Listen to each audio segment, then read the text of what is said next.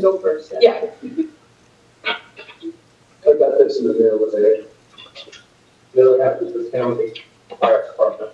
But anyway, item 6. Okay,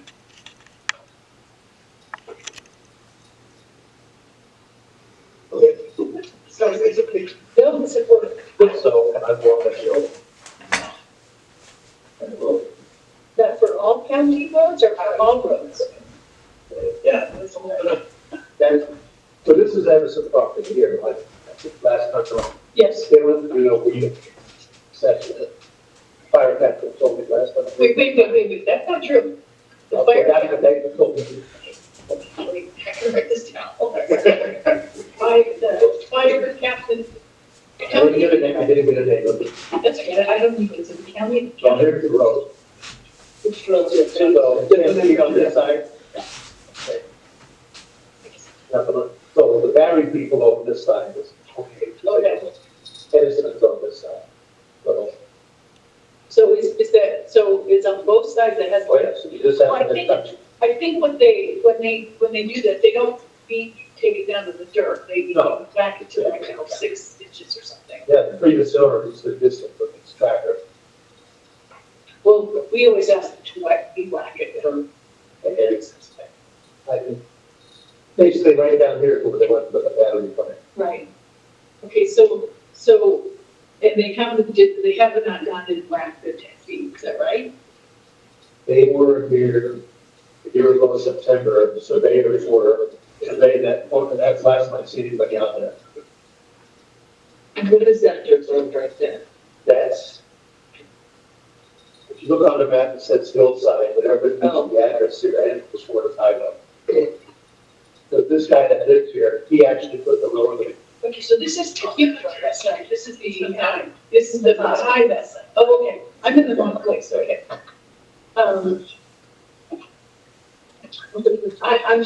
don't know if they enforce this on private dirt roads. To me, it seems like fire access roads. Yeah, yeah, I got a fire, that's the way to go. No, you're right.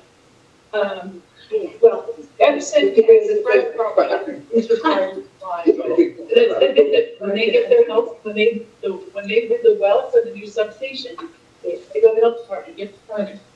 So, and I also want to glad you're here because I have done search, I can't get a copy of it, but I have the final number of the accident report of the young man injured. All right. Yeah. Is the PSPS He was gonna give me a copy, okay. every time I see these people forget. Well, if it's possible, because today the PSPS post-event report came out, so you've got, I think, 20 days left to go. Okay. And so I'll find better tomorrow if you can see. I do have a report number. I got that from Highway Patrol. I still don't have from the Sheriff's Department the transcript of the 911 call for the gentleman, the guy in Santa Clarita, but I'm still working on that. But yeah, if that's possible. Oh, yeah, you can scan it, redact anything private, if there might be private voice numbers on it, and then, that would be really great. So what, if you'd like, I don't know how to reach this, but I don't know other person, but I know how to reach Edison to ask the because we've got. That was I've got a PO box, all I've got. Well, we have an emailing address in Cleveland, right? So we could ask them to do it. Yeah.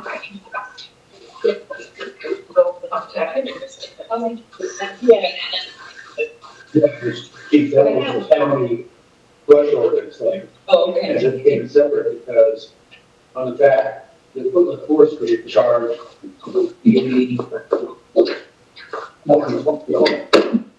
They have time ones.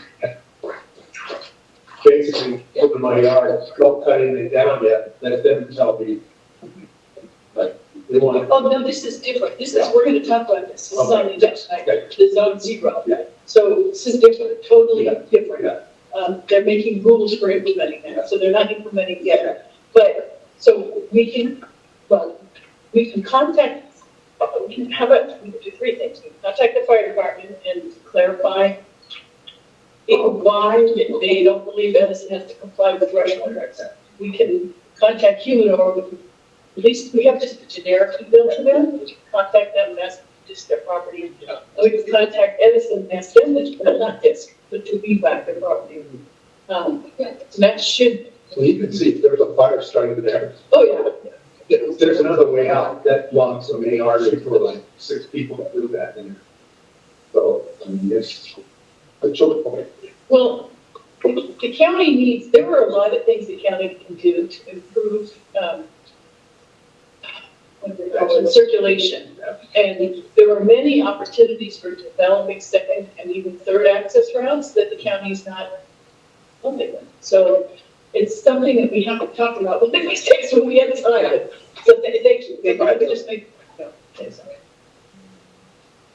something. Yes.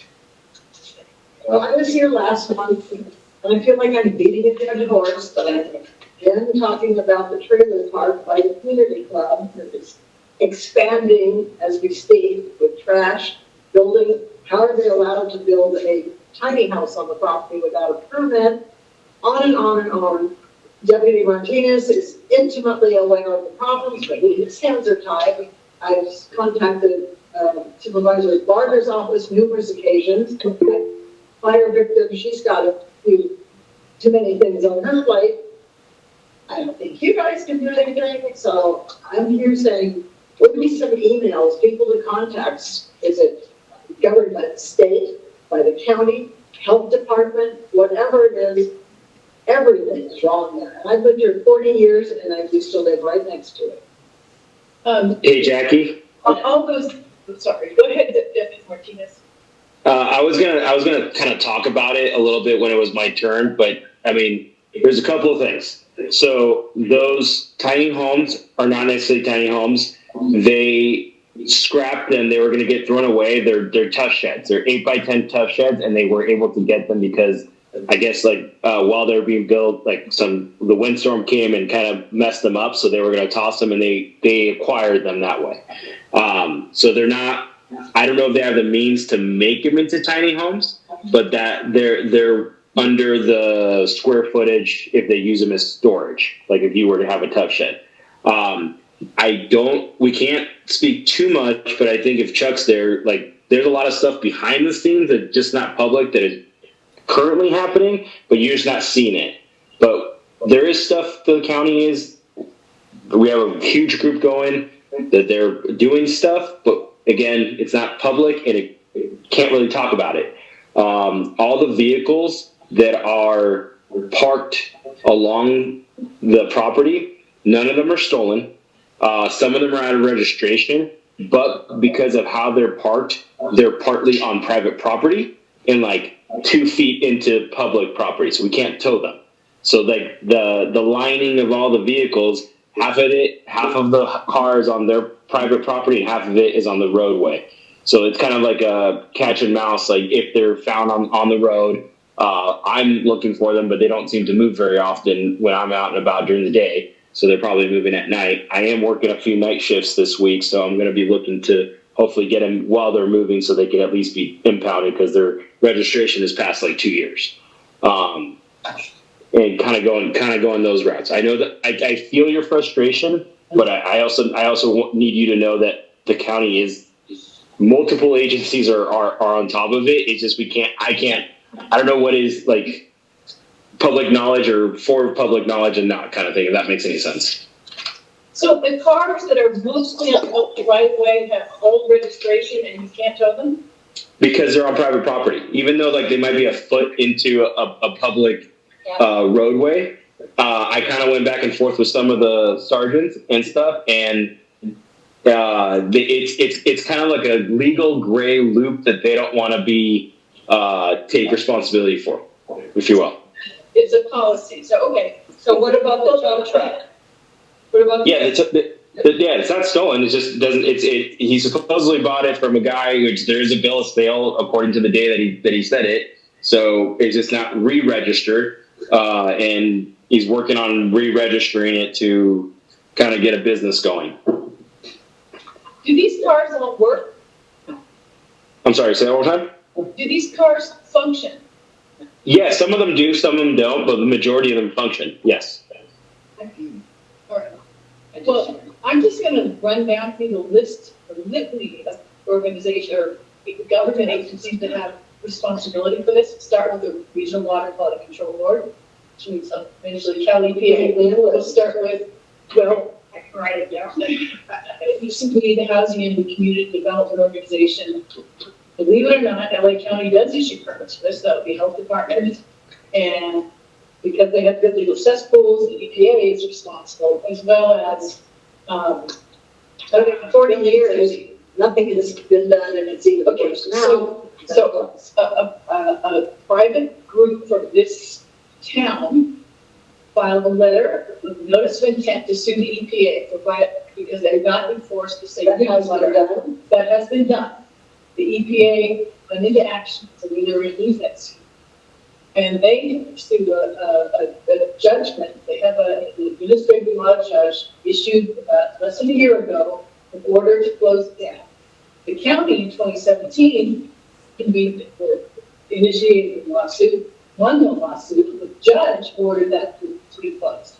So then 4 months ago, we, the town council, took the notice of intent to sue the administrative law judge filing, the county superior court filing, sent it to HCD and copied Director Bodek, Director Estrella, and whoever's the head of the health department, I can't remember, because all these things violate the county health centers.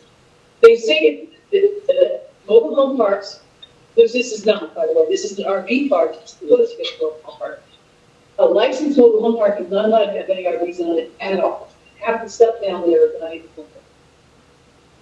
But the state has jurisdiction over permitting except for things not accepted, which they defer to the county. So county does have a job to do, as well as the Public Utilities Commission and Edison.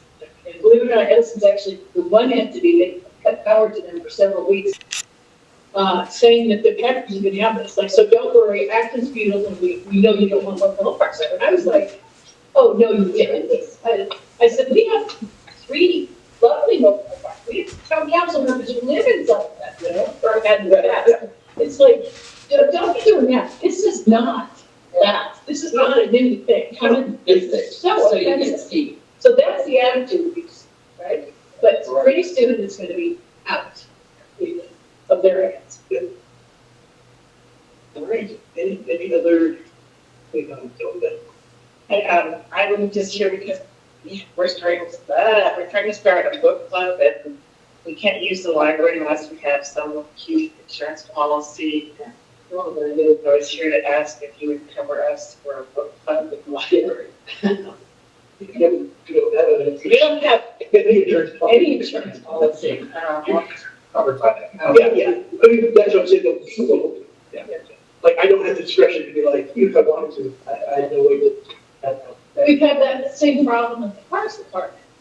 Yes, you know, people want to use the parks or get involved, and they're like, okay, it's like $1 billion insurance minimum for it. Have you tried the school district? Did they? Well, They give us a room. Well, yeah, we're asking if we can do one of their. No, like people I've spoken to was a radio group and they said that they were needing your insurance policy. So I know nothing about Well, that. that's Jim knows better. I don't. they're coming down to the, I would also have councils. Oh, okay. So should I go to that? I'm not going to tell you where to go. We're in contact about that, but that's who the policy they fall under because they're a subset. They're a subcommittee of the town council. Right, well. Yeah, I'm sorry. They used to have the cook club here at the library. We're not library right now. There was a book club and it petered out after COVID. Yeah, after COVID is, they're meeting at study windows.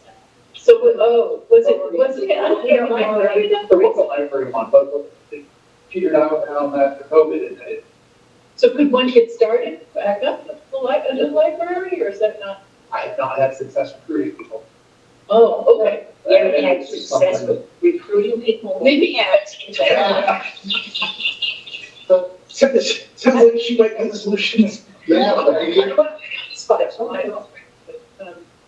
If we sometimes don't understand how content Yeah, so, or call all the time. I think we just have to call them. I like that. Oh, now, so they go back to the Outside group using the room. I think if you call us active residents, was that? Any group using the room. So what about this study? The study room set them up. It's just a study room. So can you meet there? You can look online, up to 2 weeks in advance. So that, you know, That's study still room that, How many? 6 people. I don't know yet. We haven't met yet. We haven't met yet. I don't know. I'm a little scared right now. This is really, we're still going. yeah, it's beyond my being, but I Yeah, no, glad we do. Okay, I'll let you guys carry that on then, thank you. All right, we're gonna move on to announcements for response. Okay, we have, sorry about that. Brigadier General Wickert, commander of the Test Wing at Edwards, has invited the leadership of Willamette Valley to the symposium about community resilience on Lake Road. At AD College, the architect have canceled and received an invitation and act on it, so I don't know, April 11th, so we need to use a vote, send somebody. So that's, and the next thing is a new round of CERT training is starting up, which is really, sessions are March 15th, 22nd, and 29th. We have posted, or will soon post the flyer on our website. I saw it. Okay. Yes. Where's that going to be? Or do we know? I do know, I just don't remember, so I don't want to give you, so maybe just, okay. Wow, to be posted. It is.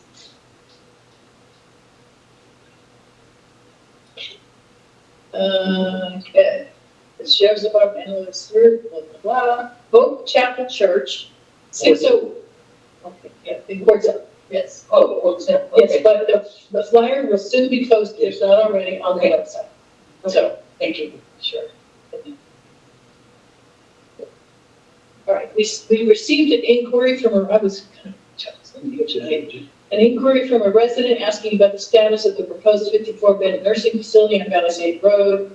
He was concerned about egress, which is fair. He's, because it's already constrained there and will be worse when the RCG project gets built. He explained that several years ago, during a fire, the fire department ordered them to evacuate early because if you didn't leave at that point, the Puritan Mine Road area would be blocked off. In response, he was informed that in response, I told him that we would be submitting a Public Records Act request to get information about the project. On February 3rd, sorry. There were some big problems with the film shoot at the Arco on Friday. It interrupted school bus operations. It had people backing up all over the freeway off ramps. It was terrible. It prevented efficient and safe student pickup and drop off and violated permit conditions. The production manager said everything went smoothly. His production had coordinated with the school district. I spoke with and have emails from the principal at High Desert, and none of that actually happened. She is going to check with her own staff, with district staff, to find out who they talked with. Because in the past, Lynn David would say everything was great, even though they weren't. So she's checking on that because it was a real problem for her. She went out and talked to them. I went out and talked to them. And the people were incredibly dismissive and basically ignored everything. They had cars parked all over. They were trying to park in the school parking lot. Yeah. And they were up and down all over Crown Valley. Oh, yes. It was a mess. It was a terrible mess, and it caused it was unsafe. The buses were stuck in traffic, and whenever we had the film shoots, I always send an email, and it's somebody before, saying, have you coordinated with the local school district? This film notice came in, I think it was 2 days before. I didn't catch it. There were too many. One or two. Yeah, so I didn't catch it. I'm the correspondence secretary, so if I don't catch it, if I don't do anything, it's a problem. Anyway, residents who tried to get the film production to comply and ensure that transportation services to drop off and pick up were all rudely dismissed by the CHP. There were, I think, 3 there. Yeah. It's mind-boggling to me that we can never get CHP to go anywhere, but the film production companies have no problem getting it.